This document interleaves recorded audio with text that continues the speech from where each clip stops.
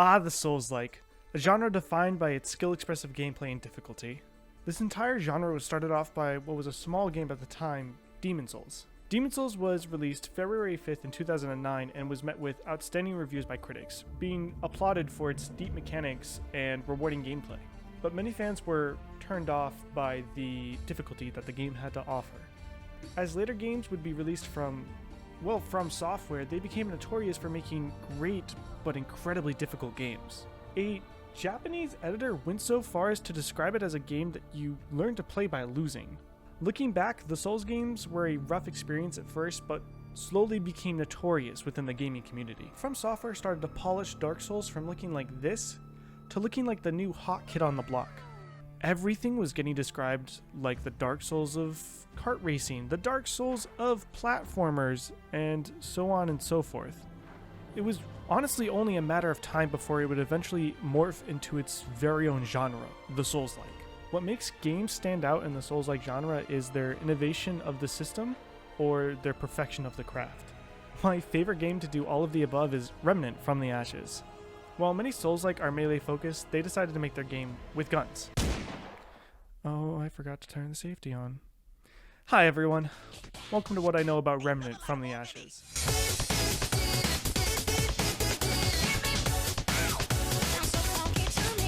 Like I said before, Souls-likes typically have a focus on melee combat. This isn't always a bad idea, and some games make incredibly fun systems for that, but Remnant throws this idea right out the window. It's all about gunplay in this video game. Let me stop you right there. The gameplay isn't easier just because it has guns, by the way. In fact, it offers a different style of challenge. But fear not, young one. You still have the greatest tool in your arsenal. The roll. But we can't have you like rolling non-stop, so we're gonna throw in a health bar and a stamina bar. Is it on that side of the screen? Oh, I'll flip myself if I need to. Since it's a third-person shooter, it's more about being aware of your surroundings and making sure enemies don't get the drop on you, rather than fighting one or two enemies at a time. Now, while it's all fun and games to sneak around and hide in bushes, let's not forget that this is a hardcore game. Only real gamers play Remnant from the Ashes. If you can't beat this game, are you even a gamer? You're not a real gamer if you don't play this game. If you wear armor and use basic mechanics that the game provides for you, you're not a gamer! And let's not lie. What fun is a game that doesn't try to constantly kill you for being underprepared for every single circumstance at a single time? Are you tired of getting raided by these hooligans? Do those pesky adventurers keep coming by and killing you for your loot and XP? Let me introduce you to your solution. Status ailments. They can't hurt you while they're burning alive, now can they? Or they can't run at you because they're radioactive. Is that how radiation works? I don't know. Or what about the trusty bleed? Because if they don't have a bandage, they can kiss that HP bar. Goodbye. All while their allies can watch them slowly pass away. Or what about giving them root rot, which just makes them cough a lot? Oh, wait a minute. I can't talk about that. I'll get demonetized. Oh my goodness, and the enemies. There's so many fun and differing challenges across all four factions in the game. The first group of enemies you're going to run into is called the Root. The basic enemies of this group are easy to kill and are essentially just a warm-up for what the game has to offer later on. The elites of this faction are fun, and they serve more as a tutorial than they do as an actual threat, because once you learn how to defeat them, they're very easy to defeat.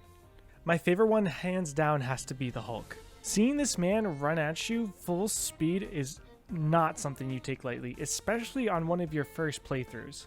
But when you learn the timing of his slash and you're able to dodge it every time he throws it out, you feel like you're the one in the control of the fight every time you see him.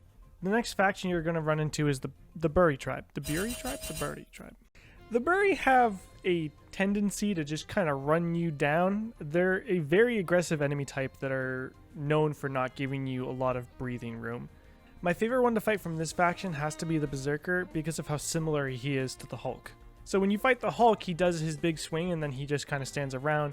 But when you fight the Berserker, he just kind of keeps going and doesn't stop attacking you. He's really fun to fight, don't get me wrong, but it is It's scarring to say the least. The third faction you're gonna run into is the Iskall, which honestly is probably one of my favorite factions to fight when I'm talking about the game, but when I'm playing the game I hate them.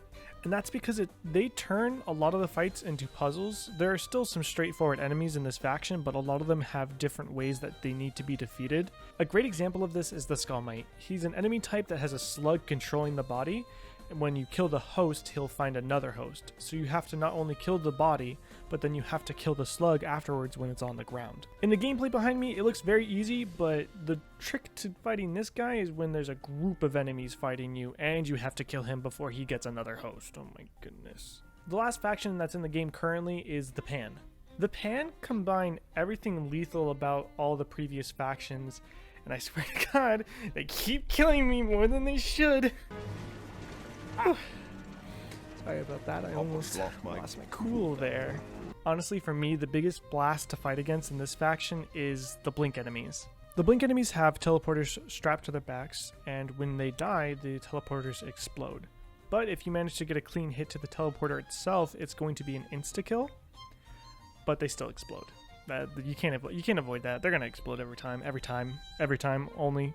With the basic enemies out of the way, it's finally time to get into the big baddies.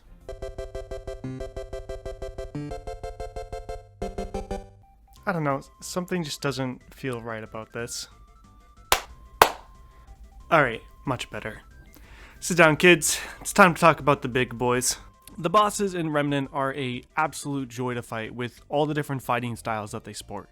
Just like Dark Souls, every boss has unique patterns and traits that you need to know in order to defeat them properly, just to barely beat them with that last sliver of HP. For example, you have the Dragon, or Singed. Singed has 3 things to keep track of, which is his fireballs, his flamethrower, and that he can break any material he wants. The fireballs are pretty basic. He shoots a fireball, you can dodge it, or you can be behind cover. The cover will take some damage, and some cover will just destroy, but it's an option. His flamethrower, you need to be behind cover, because if you're not behind cover, you're going to get hit by it if you're within its range. And lastly, the last thing to keep in mind is that you can't just hide behind cover all day, because he can just walk up and destroy it very easily, so you need to be moving around the map in order to defeat him properly. There are 2 other types of bosses that you're going to run into during your time playing Remnant. The first type is a horde type boss. A lot of enemies will spawn while you have some kind of second objective to complete, whether that's surviving, killing 3 orbs, or killing a certain number of enemies. These bosses typically start off pretty easy, but then as time goes on, they spawn more and more harder enemies. The second type of boss you're going to run into are elite enemies that are buffed.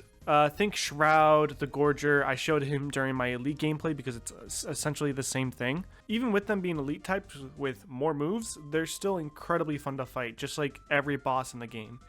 Except for Shroud. No one likes to fight Shroud. He's just dumb. It's dumb. I don't even know if I have gameplay, but I'm not going to because I don't want to fight him. But when you finally kill the bosses mentioned above, you'll typically get a crafting material that you can take back to Ward 13 to craft into our next topic. Like I mentioned before, when you've defeated a boss, you typically get a crafting material that you can take back to Ward 13 and craft into something. In order to craft it into something, you have to talk to the grumpiest woman alive. But once you do, you can craft it into either a weapon or a weapon mod. Each item has a predetermined whether it's a weapon mod or a weapon, so you don't get to choose, but there are still a variety to pick from. Speaking of weapon mods, you can equip any weapon mod to any standard gun, but if you have a gun that's been made from a boss crafting material, you can't equip anything to it because it already has a weapon mod attached to it and you can't take that off. To build up the charges to use your weapon mods, you're going to need to use that gun. You can use your secondary gun, but it's not going to charge as quickly as the one it is attached to, but you can still do that if you need to. And the thing I love about weapon mods is just the variety of builds that can be within the game. You want to be a goon squad boy and summon a bunch of boys to do all the dirty work for you? You can do that. You want to be a machine gun boy that's all about having a really fast fire rate? Don't worry, the game's got you. Honestly, you can do whatever kind of build you want and you're probably going to do just fine as long as you're upgrading your guns and your armor. Oh yeah, you can also upgrade your armor and weapons, so if you like the gear that you started off at the very beginning of the game, don't worry, you can use that all the way to the very end of the game and you're going to do just fine. The only thing to keep in mind about armor is that you can have different set bonuses depending on what armor you're wearing. So just make sure that that's catered towards your build and it's not just about the cosmetics, because the armor does actually have stats that matter. Really, the only two things you're going to need to keep track of for your items is your ammo and your status ailment cures, because with how many enemies are spawning in the overworld, you're never going to know when the next checkpoint is. The world of Remnant was an absolute joy to explore, from the areas that I visited to the characters that I met. And honestly, a big reason why I keep playing it is the replayability of the game. I've had to play through the game almost like 3 times now because I've made some mistakes. But every time I had to restart the game, I was encountering new bosses, seeing new areas, meeting new NPCs. Honestly, it did feel like a unique experience every time I played, and I can say for sure that my playthrough is going to be very different from your playthrough if you pick up the game. Plus, with the game getting updates and possible DLC in the future, this is going to be a game that I'll play for a while, to say the least. Remnant is such a fun experience that I wasn't expecting to be as enthralling as it was. And with the amount of issues that I faced while playing, if it wasn't an amazing game, then I wouldn't have played it as much as I did. And the issues I'm talking about is that my save file got corrupted and the game was crashing a lot, but that was because of my computer, not because of the game, and I want to make that very clear. But even with that said, and having to restart multiple times, the different bosses that I was fighting every time and the items and the characters that I was meeting kept me coming back for more, and it made me want to share this experience with friends. So I hope you guys enjoyed, and just remember to stay happy out there, gamers. Peace.